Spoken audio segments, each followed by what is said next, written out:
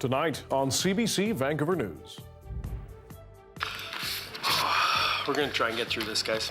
Parents who lost a child threatened by internet predators speak out as BC rolls out stronger protections against online exploitation.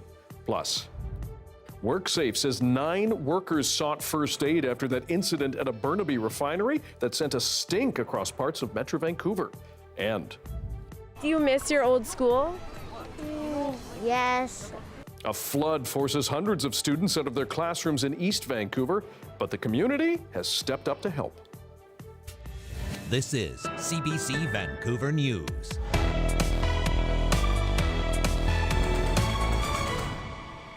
Hello, I'm Dan Burritt. Thanks for joining us. An emotional appeal from a BC family encouraging young people to ask for help when they're in vulnerable situations online. Their 12-year-old son, who died last year, was the victim of sextortion. As Mira Baines shows us, the plea comes as BC's government tries to do something about it. We're going to try and get through this, guys. A courageous moment for the parents of Carson Cleland, speaking out to warn others. He died in hospital after attempting suicide last October. He had shared intimate images online with someone posing as a girl his age. We held him in our arms until he took his last breath and passed away. We stand here today as two broken parents, trying to do everything to make sure this doesn't happen to another family, to another child, to another person. Carson had been threatened by internet predators who demanded gift cards and money. And if he didn't give them, they were going to share his pictures with anybody on his friends list. Carson panicked. Ryan Cleland spoke as the BC government prepares to roll out its Intimate Images Protection Act. People who have their intimate images posted online without their approval can go through a civil tribunal to have them taken down. We have the ability to block the distribution of this image. We have the ability to force that image to come down. If someone's threatening to send pictures of you around that you don't want sent around, we can stop that. There is a tool available. Under the Act, companies used to spread intimate images can be fined and victims can seek compensation. Minors can also make applications without an adult to have their images removed. But challenges remain. How do you go after them? So if they're in Turkey or Iceland or wherever, they're not subject to being held in front of court here in Canada. The message from Carson's parents is simple. Ask for help. Tell a parent, tell a friend, call the RCMP, reach out. BC wants to limit cell phone use during class time in schools next fall and bring in new legislation taking aim at social media platforms with addictive algorithms which pose safety risks to kids. Mira Baines, CBC News, Vancouver. And as Mira mentioned, part of the provincial government's announcement is that they are cracking down on the use of cell phones in schools. We will be introducing a requirement for school boards to have a policy in place to restrict cell phones bell to bell in classrooms. EB says this change will limit interruptions in class. School districts will have until the start of the next school year to implement the rules. WorkSafe BC says 9 employees at the refinery in Burnaby sought first aid on Sunday after an issue with a unit stack sent hazardous smoke and a bad stench into the air. WorkSafe says another 4 staff were forced to leave. 2 ambulances were sent to the Parkland refinery, but when no one was taken to hospital, WorkSafe says the incident was a major release of hazardous substance, adding that Parkland violated the law by failing to immediately report what happened until later that day. On Sunday, many parts of Metro Vancouver were blanketed by a foul stench from that release. An incident involving a crane in Burnaby has closed part of Lougheed Highway during rush hour. Take a look. Burnaby RCMP have not yet confirmed many details, but they say in a tweet it is stopping traffic just east of Gilmore. That is not a police incident, though. It's called a traffic and safety issue. A crane can be seen on top of the tallest high-rise there, still being built in the areas. CBC News has reached out to WorkSafe BC for any information. A large semi-truck burst into flames in East Vancouver early in the morning. Fire crews say the driver escaped from the truck unhurt just moments before the blaze broke out around 8:40 at East Hastings and Victoria Drive. The truck was hauling machinery, and fire services says a tank rupture also led to the release of diesel. The RCMP is conducting an investigation along with Transport Canada. If you've noticed there hasn't been as much sugar on store shelves lately, that may soon change. Rogers Sugar says it has reached a tentative deal with unionized workers at its Vancouver refinery after a months-long strike. Roughly 140 members of private and public workers of Canada Local 8 have been striking since late September. The main issue has been the company's demand to ramp up operations to 24 hours a day year-round. Rogers has been running at reduced capacity, meaning some sugar shortages for shoppers. No details of the tentative agreement have been released yet. A ratification vote is expected next week. CBC News has asked the union for comment.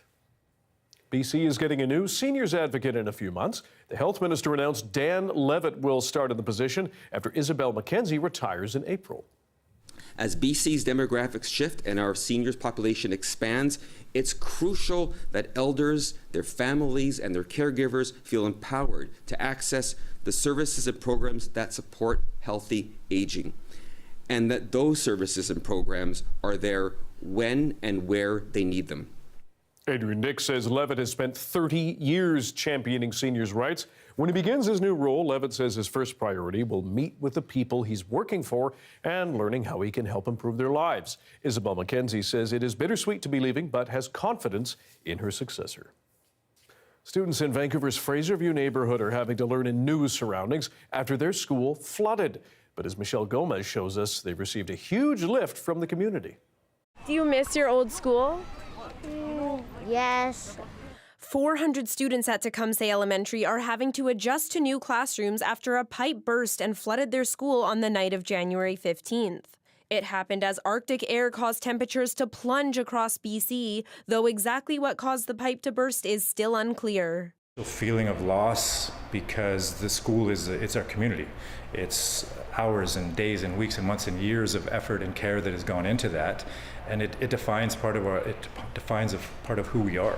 For the community, it's like a very unfortunate event, especially for the kids. But I believe we thrive under pressure.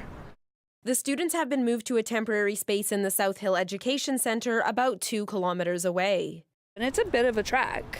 It's a little bit of a walk. I mean, they can catch the buses now that they're not on strike, but there's some long waits, and it's a busy time of day to catch a bus. The Vancouver School Board says contractors are still assessing the damage at Tecumseh, and it will be at least a few months before students can return.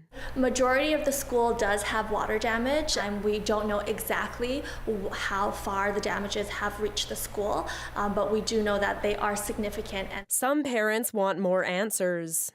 I definitely like to know what their plans are, like timeline. I think more communication from VSB would definitely be appreciated. Principal Jessie Brown says the community has rallied around their school. We've had everyone from Langley donating. It's wonderful. They've received so many supplies, they've had to stop accepting donations. The outpouring of care and support from the community has been overwhelming. Everybody's asking how they can contribute. Brown says the students have shown resilience and are adjusting well to their new surroundings as they wait. This school is fine. Do you like it better than your old school, or do you miss your school? I miss the old school. And why? Why do you miss the old school? It's got 3 floors, and this one's only got 1. Michelle Gomez, CBC News, Vancouver.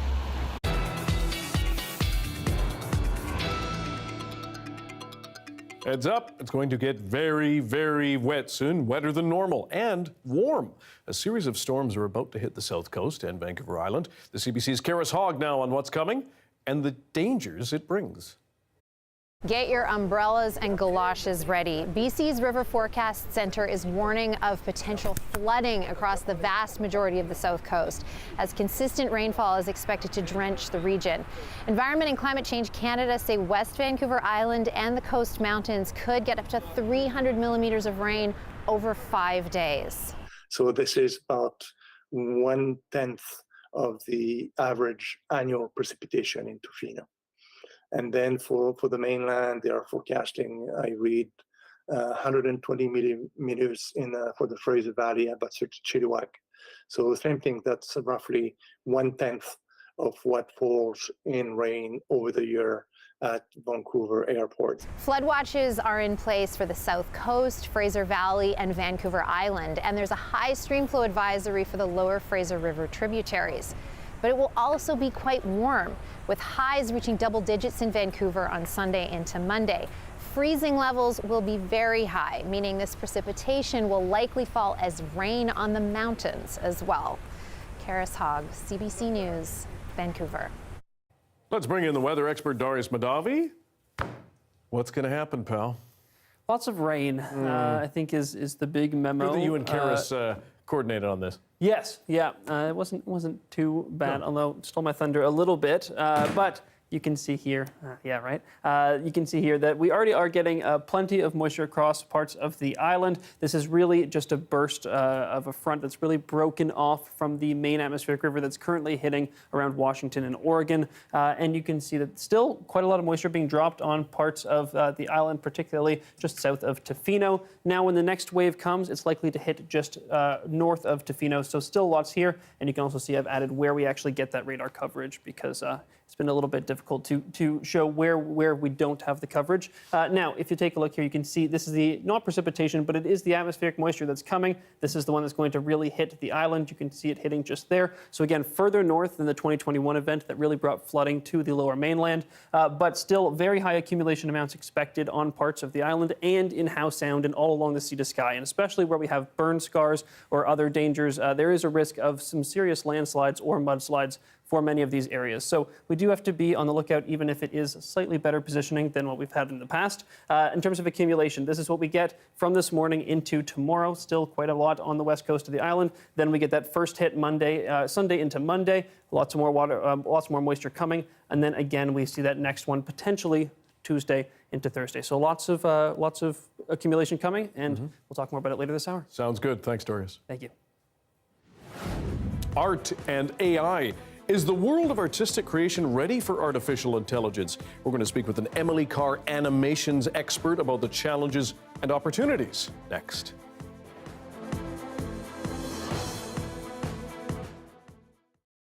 And hello to everyone watching our commercial-free live stream. Scientists are still assessing the impact Fiona had on fossils and other cultural artifacts buried in PEI.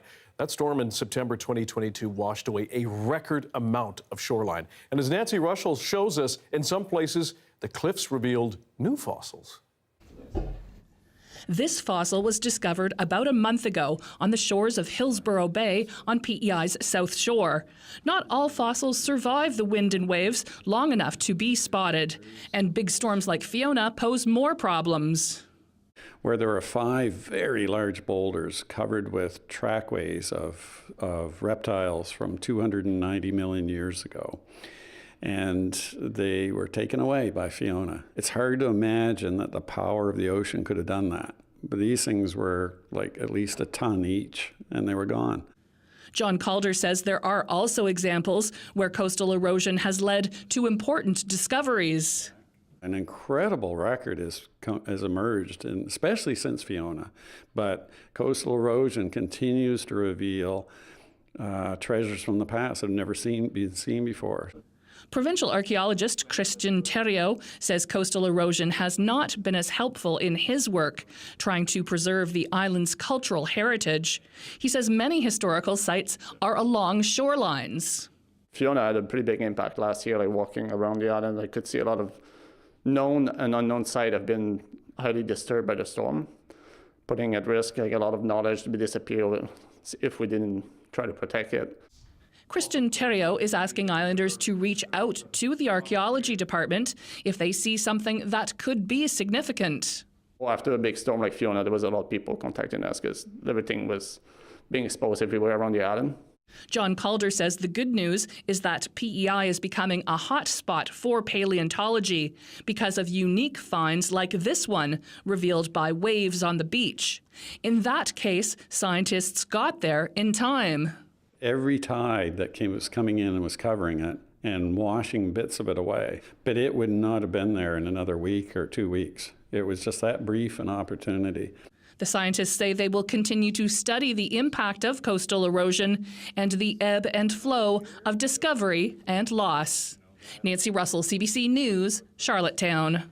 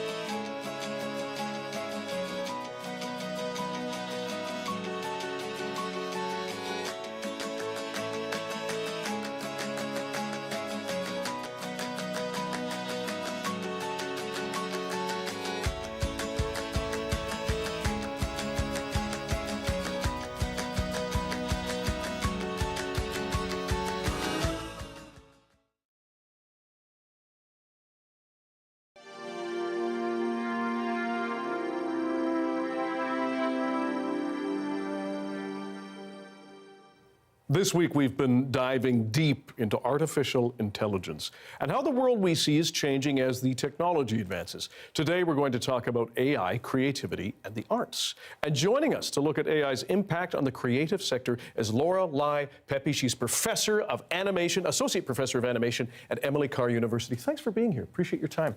Dan, thank you very much. I appreciate being able to have this conversation. And it's a big one, particularly in your field of study with students. What are you telling them about the impact of AI on their field? Not surprisingly, we don't have to tell them an awful lot because they are very much in tune with this. Our students have very strong opinions about what is taking place. Mm-hmm. They feel that there is a threat that is at their front door. They are thinking about this from the perspective of having dedicated themselves to becoming artists. And what this means is a deep dive into who they are, how they feel, how they think, how they process and make intuitive decisions. They're learning skills that take decades to be able to develop and refine. And for that process of seeing oneself as an artist, that threat of what artificial intelligence does is the idea that they can somehow be supplanted, that their work is somehow capable of being modified and commodified in a way that is beyond their control, that artists themselves may be threatened in terms of their livelihoods, and that somehow there is not enough of a border to talk about what the difference is between a human and the artificial intelligence when we talk about image generation. Huge amount of things to talk about and consider. We're already starting to see the impact of AI. We've brought an example. Let's play a little bit from the Netflix anime short, The Dog and the Boy. Yes.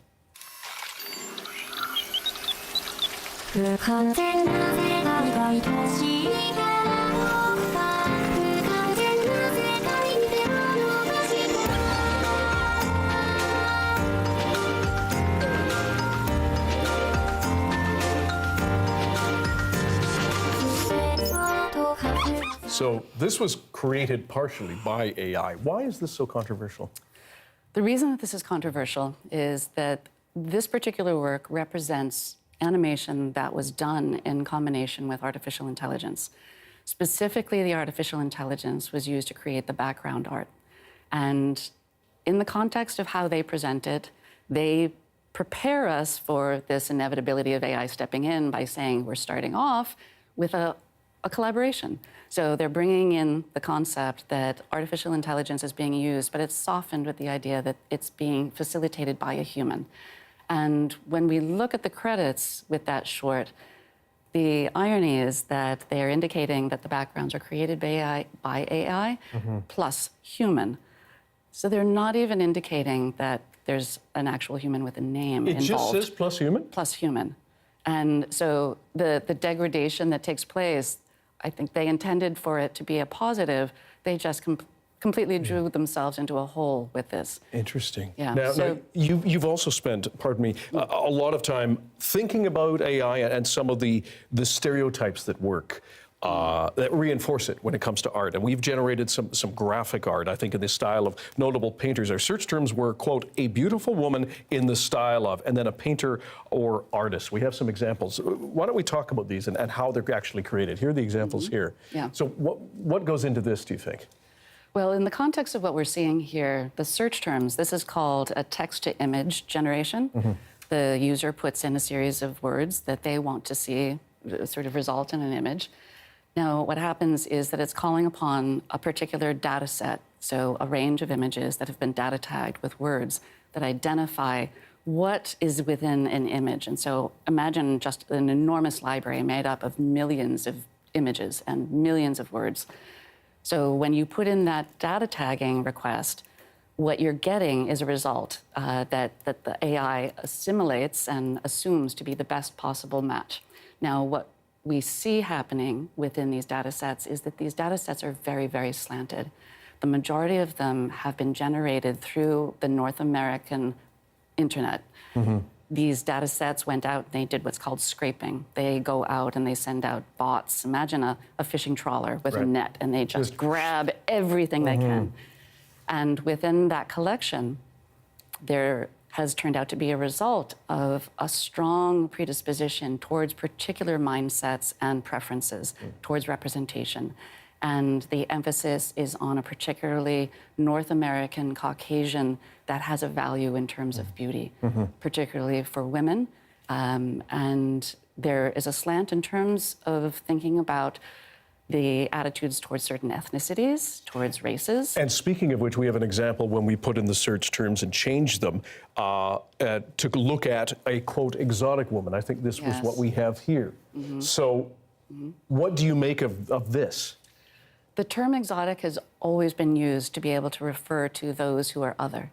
And that essentially non-white. Non-white, yes. And so that othering is a way to be able to distance, to be able to separate and create a different category. And that distancing, that kind of categorization is a denigration. And so with this kind of ethnic slant, with this racist attitude that comes through, what we see revealed is a dominant perspective that is looking at a system of values. And so we see a data set that is not representative of the world. It is highly reflective of a particular clientele, basically. And some of it is highly sexualized. This is a significant problem. And so with the data sets, particularly one that dominates, and it's currently housed in Germany, Laion, L-A-I-O-N, the content has been found to contain such troubling material, things that refer to rape and pornography, to ethnic slurs, to racial prejudice. It's really a very substantial representation of content that is within this. So there was a huge outcry when these started to emerge and started to become obvious that these data sets were very problematic. And so the companies started to pull back and started to use more intentional filtering. They tried to put up gates, per se, but the problem is they had released these data sets open source. Anybody and everybody could get them, and so many people did. So regardless of putting up these gates to prevent people from accessing these kinds of harmful representations, there are plenty of people who know how to get around them, and they have. And so those continue to be dispersed, continue to be distributed and used. Lastly, and I appreciate your time and your expertise, for artists who are looking at this material, what are the ways that they can protect themselves, do you think? Where do we see them stepping up? Or being helped to step up? Yeah, being helped to step up is a good way to think about that right now.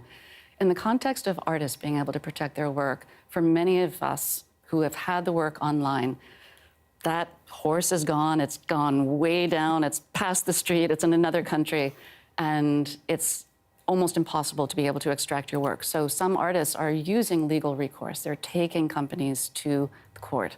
And for example, there's an artist who is suing to be able to have their content specifically removed from the database. That's a very sort of elemental way to be able to approach it.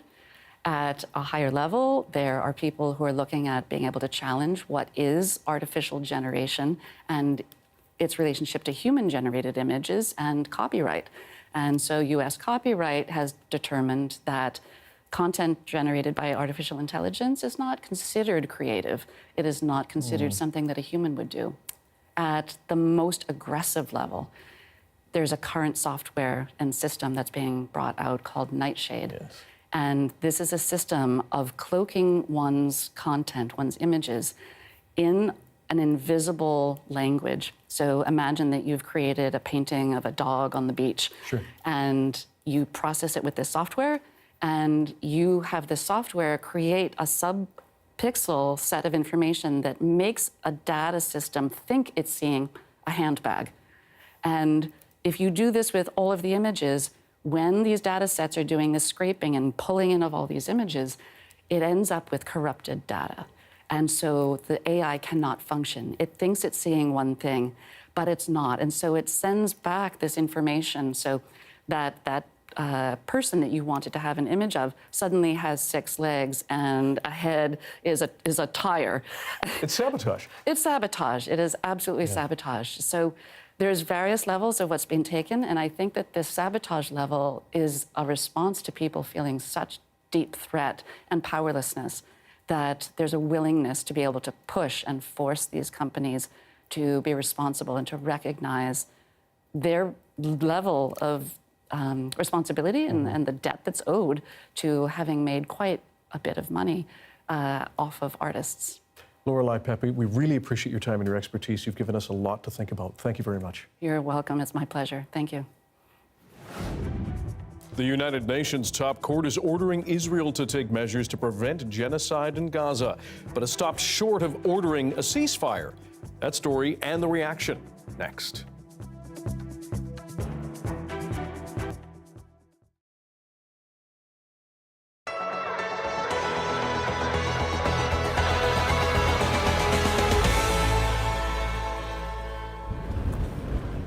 I'm at the Park Theatre here in London on the set of Kim's Convenience that everyone, of course, knows as that successful Toronto Fringe stage play, which became a hit CBC series and ended up on Netflix finding a global audience. And now it's making its European premiere right here in the English capital. And this authentic set featuring all the classics, including Big Turk, O. Henry, Coffee Crisp, and of course, ketchup chips, which we do not have here in England, and certainly another Ontario convenience store staple, bagged milk, all 4 liters of it. Now, some of the fans that are coming to watch the show are Canadian. They're feeling homesick. Here's what they had to say. It was fantastic. It was very emotional, and I think it was so on point. It's something that I think applies to a lot of different cultures when you're the second generation. Yeah, I really loved it. Yeah, it was so funny. I had a little cry at some point, so yeah, I really liked it. Esther Jahn, who played Janet in the original production in Toronto, is directing this show, and she says this story has a special place in her heart. I think now that I'm older and that I now have a child, it just resonates so differently. It was about the story of immigrant children, but coming to the other side, seeing the whole world, and like I said, being a parent, I really so fully understand why Int said it was a love letter to his parents, because it has also taught me so much more understanding of where my parents came from, and also understanding, they're just human. So I think it's taught me to be a better parent, and it's also taught me to be a better daughter. This production, which still has a couple of weeks left in its run, is already a massive success. Again, it's nearly sold out. Abby Koalasan, CBC News, London.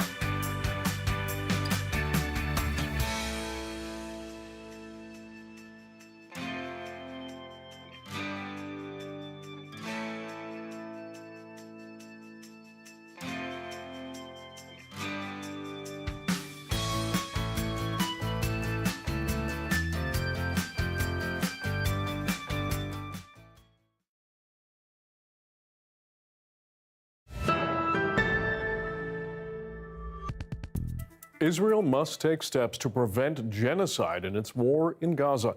That is the order from the United Nations top court, ruling on a case against Israel brought by South Africa. As Chris Brown reports, Israel must return to court in a month to show how it's upholding that order.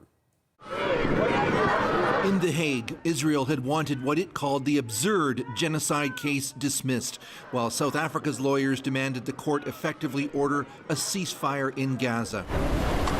The 15 judges did neither. They ruled that some of Israel's acts in Gaza could plausibly amount to genocide, but did not tell it to halt the war. Instead, the court said Israel must take actions to improve the humanitarian situation and to prevent acts of genocide. The court further considers that Israel must ensure with immediate effect that its military forces do not commit any of the aforementioned acts. Outside, Palestinian officials seem to interpret that as a win. This is a good day for humanity. This ruling is in favor of international system based on law and against exceptionalism and double standards. It should be a wake-up call for Israel and its enablers. In Gaza, though, where health officials say 26,000 are now dead and some 250 people are killed every day, there was disappointment. Immediately, there should have been a ceasefire, Ayad Saeed told a videographer working for CBC News, and then they can start investigating and see what's really happening here. Everyone is expecting that Israel won't follow through with this ruling, said Omar al-Saka. Since when has Israel followed through with any ruling from the UN? It's outrageous. Israeli officials lashed out over the fact the genocide accusation still hangs over the country. Today, the UN has become one of the weapons in the arsenal of modern-day Nazis against us. A statement from Israeli Prime Minister Benjamin Netanyahu didn't specify whether Israel intends to follow the court's orders. Israel's commitment to international law is unwavering. Equally unwavering is our sacred commitment to continue to defend our country and defend our people. On the political level, let's say it was a tie. On the moral level, we lost. Alon Liel is a former Israeli ambassador to South Africa. It will be a tendency to shelve it somewhere and forget about it. But they said, for instance, that they are waiting for a report in a month. Let's see if the court convenes in a month and checks the data on a month. Chris Brown, CBC News, Jerusalem. Foreign Affairs Minister Melanie Joly says Canada supports the International Court of Justice, but not the premise of South Africa's case of genocide. As Rafi Boudjikanian reports, reactions within the federal government and around the country remain mixed. Good to see you guys. For a long part of the day, the Prime Minister let his MPs do the talking on the International Court of Justice's ruling. And the Liberal caucus did not speak with a single voice on this. What's important is to recognize what the court's decision was today. Today, the court did not take a position on whether or not Israel is committing genocide. My position has been that Israel is not committing genocide, that it's baseless and it's insulting. I'm a bit disappointed that they didn't ask for an immediate ceasefire. Canada is a signatory to ICJ. As a signatory, I think it's incumbent on Canada to convince Israel to make sure that they follow what has been said. Since last October, demonstrations and vigils in Canada on opposite sides of the conflict have echoed the tensions in the Middle East. The reaction from community groups today also divided. Though the court did not call for a ceasefire, one Jewish group worries even this ruling could further stoke anti-Semitic sentiment in Canada. The Canadian government needs to be outspoken in the fact that it has no concerns that the Israeli government is committing genocide in its defensive action in the Gaza Strip. The Canadian government can and should do more to ensure the safety and security of the Jewish population in Canada. While a Muslim group welcomes the court, saying it will examine South Africa's case against Israel, but also believes Canada can take action in the interim. Canada right now needs to respect international law, and that starts with making sure that there's no material aid from Canada that's participating in what is a massacre of the Palestinian people. And this includes military aid. So there needs to be a weapons embargo. That's not something Global Affairs has addressed, though in a statement on the ruling itself, it did reiterate on Friday it does believe in the International Court of Justice's critical role in peaceful dispute settlement, though that does not mean it believes in the merits of the case brought by South Africa. Rafi Wijikani on CBC News, Ottawa. The Israel-Hamas war has just passed the grim milestone of 100 days. The enormity of the situation is hard to grasp at times, even harder for those with connections to that region. To understand their perspectives, we've launched a series, Voices from the Diaspora. This week, we're bringing you the story of Maytal Kowalski. She's a freelance marketing communications consultant in Vancouver. She also sits on the board of the New Israel Fund of Canada and J-Space Canada. Her connection to this conflict is personal and political. Her story now from CBC producer Sophie Woodruff. The idea of a two-state solution. That's the idea that Palestinians and Israelis both deserve the right to self-determination and statehood, gained traction right before Maytal Kowalski, who was 11 years old at the time, moved from Winnipeg to a kibbutz on the slopes of the Gilboa mountain range in northern Israel. I can remember it all. Like, it was such a... Everything is like stands out to me so much. Like, I can remember, I can like remember the smell on that kibbutz, right? I have like really like specific memories of like certain things that we did, or like certain games that we would play, or it's really like, it feels very current still. Today, she lives in East Vancouver with her husband and her dog. Oh, hi, dog. We're looking at a photo album, actual tangible photos of really specific memories. And then this is actually the first school that I went to. So this is on a kibbutz called Mesilot. It is very, when they tell stories of like early day kibbutz and, pioneers, like this is kind of still what it looks like. Maytal moved to Israel with her family in 1994, the same year that Yitzhak Rabin, the fifth prime minister of Israel, won the Nobel Peace Prize. He won it alongside the foreign minister, Shimon Peres, and Yasser Arafat, the chairman of the Palestine Liberation Organization. They won for their work on the Oslo Accords. It was a specific moment when a two-state solution seemed possible, when a peaceful resolution to this conflict, like the photos in front of us, seemed tangible. Maytal didn't just come of age during this period of optimism. It's built into her DNA. She says on her mom's side specifically. That strength of character in my mom is something that I inherited. I mean, I think that I know that I'm from a very long line of, strong women. Her mom is Jewish. Her first marriage was to a Roman Catholic, Maytal's father. They split up 6 months after they moved to Israel. Her mom, who dreamed of living in Israel, stayed and raised her 3 kids there. Then she met someone else. This time, a Christian Arab Israeli from Nazareth.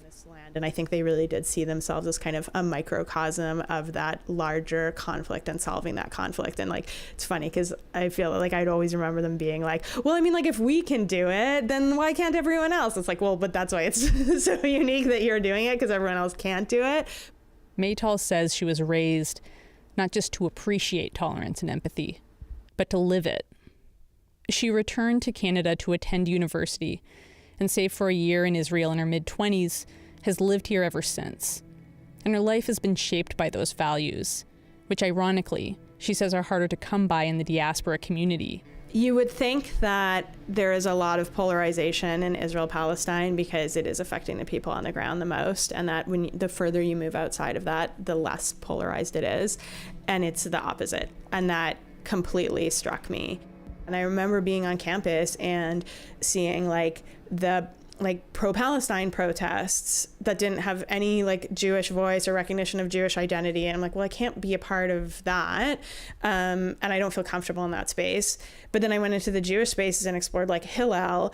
And it was there was no space. The fact that I was people would always get really excited that I was Israeli. And then I'd, say things critical of the government or critical of the occupation or the settler movement. And it was well, hold on a second. And people just didn't know what to do with me. Right. And it was oh, so we're not doing that either. And for me, I think my whole life, and especially especially since moving back, I think a big part of my Jewish and Zionist identity is fighting for an equitable and just Israel, and self-determination and sovereignty for Jews alongside self-determination and sovereignty for Palestinians in a Palestinian state. And there was just no place, it felt like there was no place to have that conversation. Last spring, she traveled to Israel to protest judicial reform. Then, in August, news broke that she was fired from her job at the Jewish Community Foundation in Vancouver. It happened after she confronted the CEO of the Jewish Federation of Greater Vancouver, which runs the foundation. She confronted him during a public meeting about Israeli Prime Minister Benjamin Netanyahu's policies. She's remained outspoken since October 7th, but she says these days she feels more isolated. There was a protest, a pro-Palestine protest, I remember, that happened kind of in the early days, and a speaker referred to October 7th as like a glorious and miraculous day here in Vancouver, and like that really shook me. I wasn't expecting that. I was like, it was on a Sunday too, and I remember just like being here the whole day, just feeling so like, how is this happening on my streets? And like, I posted about it on social media. She says her non-Jewish friends never denounced the language. And because of that, and other incidents, she hasn't gone to protests here. So instead, she posts her views on social media. She's gained more than 1,000 followers since October. She's found community on social media, the place often blamed for polarization. It's the only other place she's found community since she was in Israel last spring protesting judicial reform. During those marches, she would walk with others who opposed the occupation of the West Bank and the blockade on Gaza. In those spaces, I felt that's where I was like, if we could do this in the diaspora in our respective communities, this would be it. This is the ticket, because no one was denying their Jewish identity. No one was denying Jewish and Zionist connection to the land of Israel. But there were Palestinians and Jews marching with Palestinian flags, and people are being so innovative and so creative about how they hold all these complexities of their Jewish identity and their Zionist identity and their pro-Palestine identity, and I saw that it could work. These are the streets of Jaffa. Maytal tells me that her upbringing in Israel and exposure to Palestinian culture and politics, and now her struggles to find community in the diaspora because of her own politics, have forced her to reflect on her belief in a two-state solution. It's a belief that used to be moderate, but since the height of optimism with the Oslo Accords in the 1990s, that dream has been eroded by ongoing bloodshed in the region, even though today it's the official position held by Canada, the United States, the European Union, China, and India. Now, at the grassroots level at least, Maytal's convinced her conviction about a two-state solution might just be as radical as it gets. It's a position that requires of you empathy for everybody, and it requires of you criticizing the other guy, but also criticizing your own side, which is so hard, especially when you're in a minority community. It's interesting that you asked me so much about my mom, because I had this click where when I realized like, oh, that's a really radical position. I'm like, oh yeah, of course that's what I hold, because that's kind of how I've always been raised. And as much as it feels lonely, I think back to my mom and our life, and not allowing us to dwell in the hate and the bigotry, but instead look forward. And so I'm looking at this as a position of opportunity. And I believe that there are folks on the Jewish and Israeli side, on the Palestinian, Arab, Muslim side, who also hold this radical position. And I think that, like I said before about my life growing up, everything else was just noise and we were the future. And I think that that's true now. And I know that I think that it's probably really hard for people to embrace that right now, but I think it's the most important thing that we can do. A startling discovery from Environment and Climate Change Canada researchers. They say they found air pollutants from Alberta's oil sands are up to 64 times higher than reported by the industry. Stay tuned.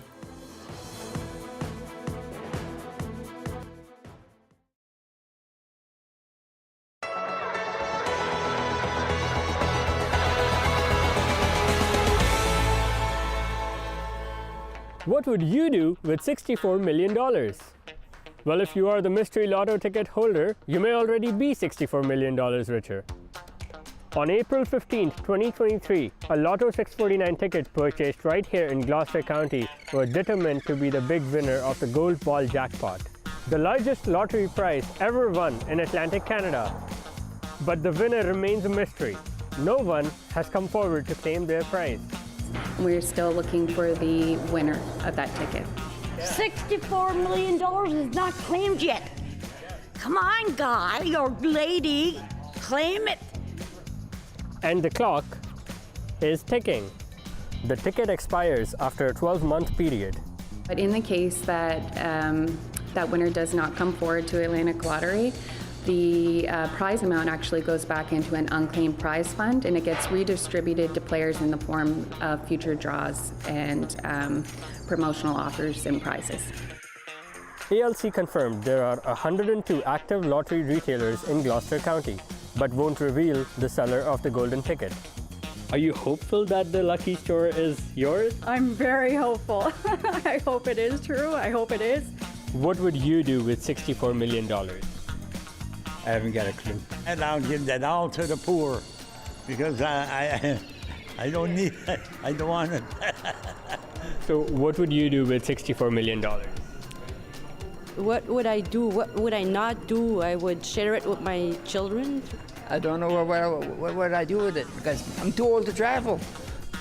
If the winning ticket isn't found within the one-year period, the Atlantic Lottery Corporation says this would be the largest lottery prize to ever expire in the region, and they're hoping that doesn't happen.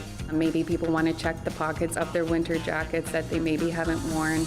Just check any tickets, speak to your friends, your neighbors, anyone who might have been in Gloucester County and New Brunswick last April, and get that word out there. I'm going to start looking at every nook and cranny that I might have stuffed that ticket in. So check your pockets. If you have this ticket, you may just be sitting on a gold mine.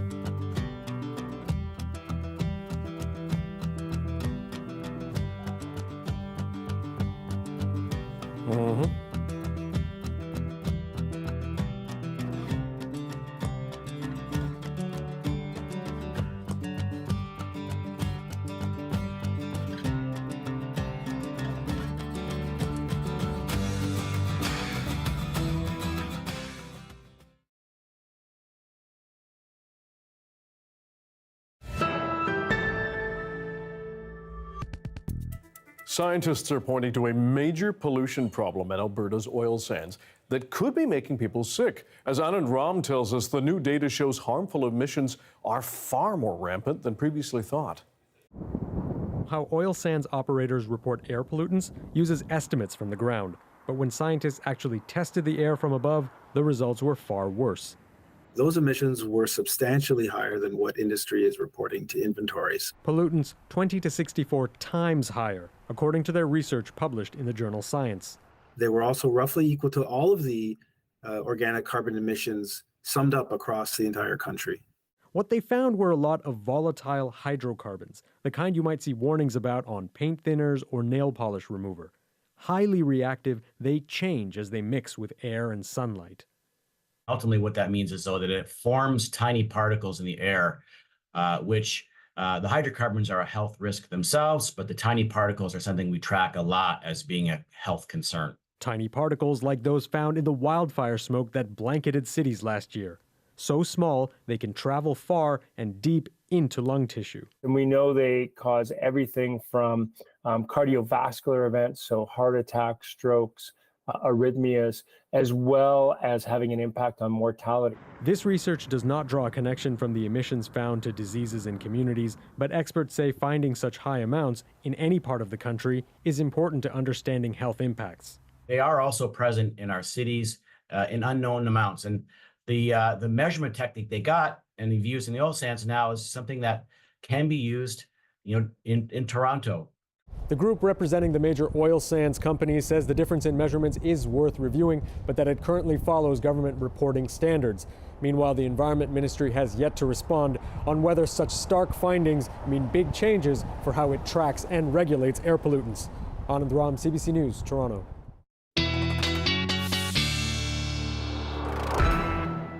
He's back on a Friday ahead of a wet weekend, Doris Madavi. For people who want to hit the local mountains or Whistler, ski, snowboard, what's it looking like? Not great. As you can see, freezing levels are going to be extremely high. Environment Canada is saying they could reach 3,000 meters by the end of this weekend into the beginning of next week. So it's not going to be a great weekend for skiing. Even at Whistler, we're going to see that rainfall reach as high up as the Roundhouse. So really, unless you're at the very peak of the mountains of Whistler and Blackcomb, you're going to be seeing rain instead of snow, more than likely. Now, if you look here, you can see those temperatures coming up, not just here on the south coast, but across the province. That warm flow from the Hawaii bringing warm temperatures across the board. And if we take a look, you can see nothing but rain for the local mountains, not even a hint of anything white or blue on this map in the days ahead. And this is going to continue into next week as well. So expect lots of rain here in Vancouver and on the mountains, no matter what elevation you're at. And we can zoom out to the rest of the south coast here, and you can see, I honestly didn't even bother putting any pauses in here because, as you can see, it's pretty much consistently green across the board. So there will be heavier times for Vancouver. Some of the heaviest rain seems like it might come tomorrow night heading into Sunday, so early Sunday morning. But across the board, we're going to be seeing some very heavy rainfall. If we look at our amounts, so this is the first little tail end of that atmospheric river that's really hitting further south than us, but still very high accumulation in for parts of the west coast of the island. Then if we roll this ahead again, Sunday into Monday, the next 48-hour period, you can see a lot more coming, slightly higher up here. And here you can see I had to change the legend a little bit. I had to add a pink to represent anywhere over 250 millimeters of rain, because some places, if we roll this forward again, Tuesday, a little bit of a break between those atmospheric river events. But then Wednesday, we see another big amount, and you can see lots of pink there. So we're going to see some very high accumulations, particularly at those high elevations, all that water dropping out of the atmospheric river, but still pretty dangerous in terms of flooding risk across the board for the island and along the sea to sky. So be very careful if you're driving. In Vancouver, it's also very dependent on your elevation. But again, this is a week of rain, so it is spread out a little bit more than we might have had in previous events. In terms of conditions, a few of those showers breaking into the interior, but most of it is going to be on the coast. That is going to be the big story over the next few days. And here in Vancouver, nothing but some very consistent rainfall and several atmospheric rivers likely to arrive over the next few days, but very, very warm, Dan. And that's very consistent. Yes. And you know it's Friday, and you know that means...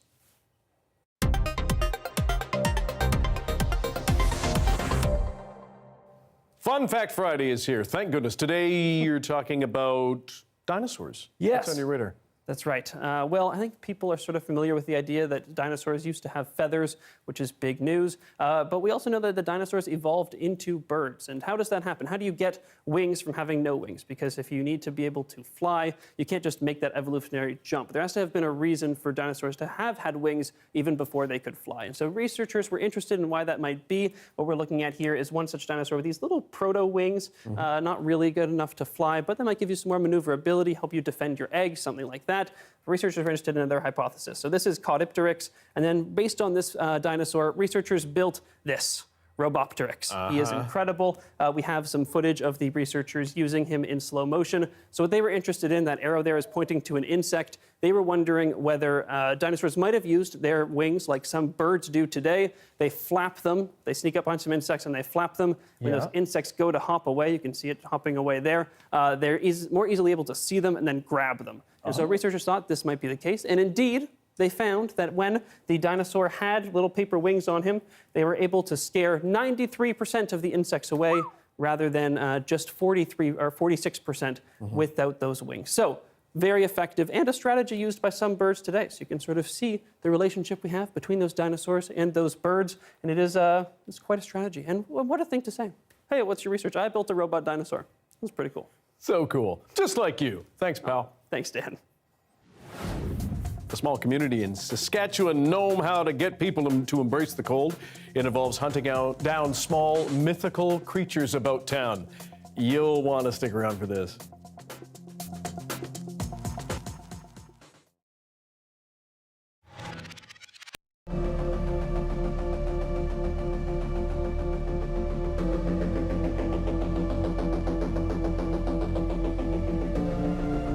this season as a world champion, it feels really good because, you know, I think people finally see me and I'm no longer the underdog. I was the youngest on the team from a nation with no support, and so I was kind of flying under the radar, and now people are watching me, and something about that kind of pressure I really enjoy. I find it exciting.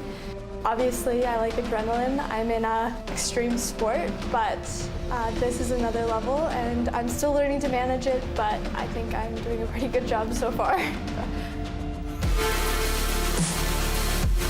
I feel like there is some responsibility for sure, but I think overall it's all positive things. You know, I have the opportunity to make positive change within my community at home, within the Indigenous community in Canada, as well as in women's sports and ski jumping. So it's something I wear with honor. I'm very excited about this, and although I'm young, I have big plans to make positive change in sport and communities. I feel like I'm one of the first of a generation where we have these opportunities. We're no longer fighting tooth and nail to get to ski fly, get to compete in World Cups all over the world, getting to compete in four hills. All those things are things that the generation before me and before that had to fight so hard just to get the bare minimum, and I'm fortunate enough to be the first of a generation that's getting the reward of this.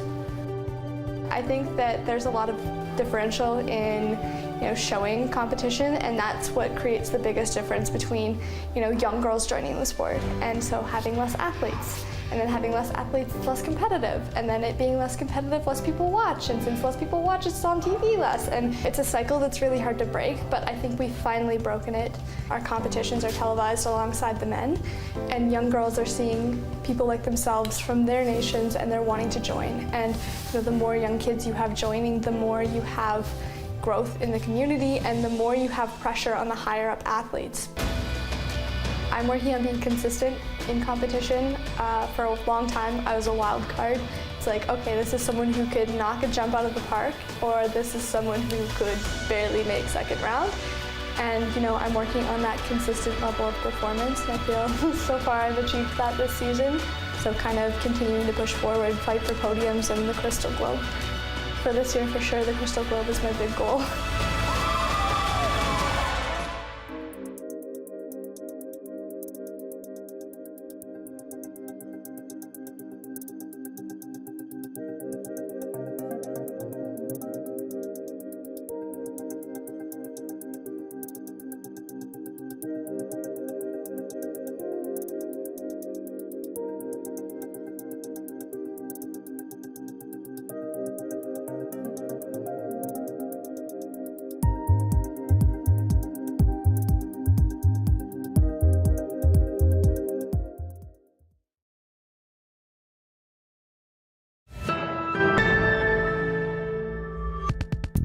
A community in southeast Saskatchewan has created a fun way to get people to embrace the cold outdoors. It involves some tiny mythical creatures. Jermaine Wilson explains how it works.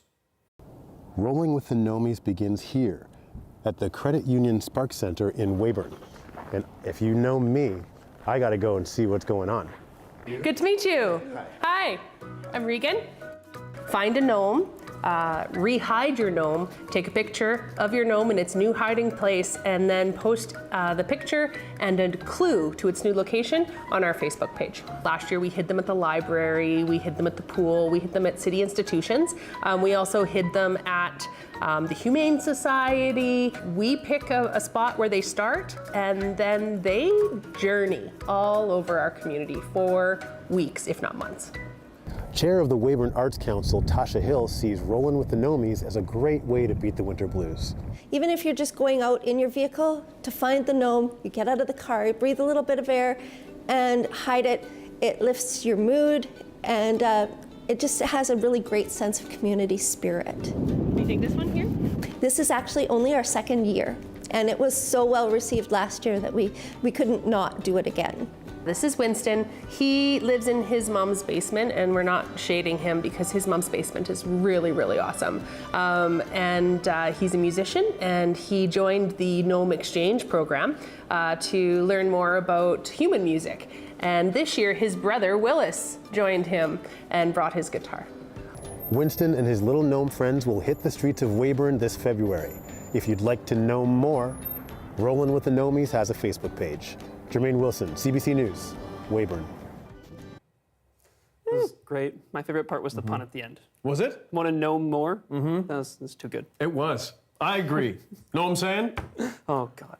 Thanks for being with us tonight on CBC Vancouver News at 6. You can watch this newscast on CBC Gem, our free app, as well as on YouTube and our website, cbc.ca/BC. And we will have your next local news at 11 o'clock, right after the National. We'll see you then. I'd put that in for my dad. Chicken dip.